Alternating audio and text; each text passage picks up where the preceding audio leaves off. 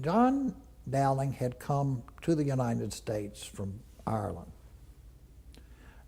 He was one of many Irish immigrants, and probably during one of the potato famines. But his wife, Mary Dowling, her maiden name was Murphy, and of course she was Irish too.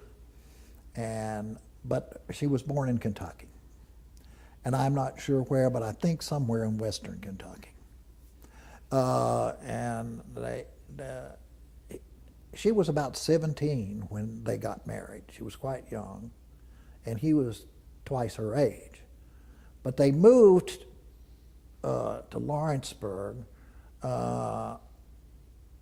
and they did that, I think, in part because he and his brother had started in business together with the Dowling Brothers distillery up in Bergen, and he came here and invested in the Waterfall and Fraser, bought out Fraser's part of it.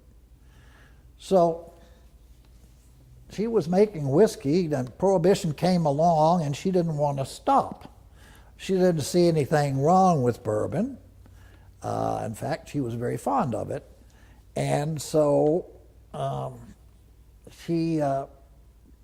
when it was pretty clear that Prohibition was going to take effect, she moved some of the contents of the distillery into the basement of the house across the way.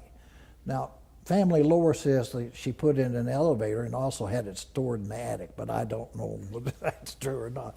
But that she reinforced the floors and stored it there.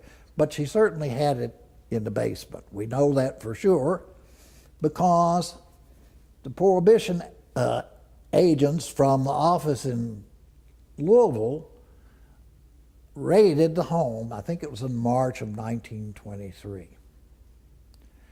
And they did so. They followed two known bootleggers. Now, I think it could have been a setup. You know, they were known bootleggers, and they may have agreed to cooperate with the authorities.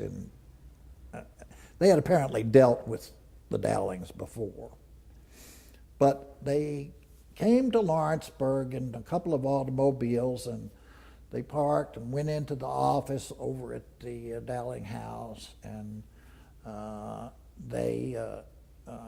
agents were all outside, and they came out dragging two gunny sacks that each contained about 12 bottles of whiskey, 12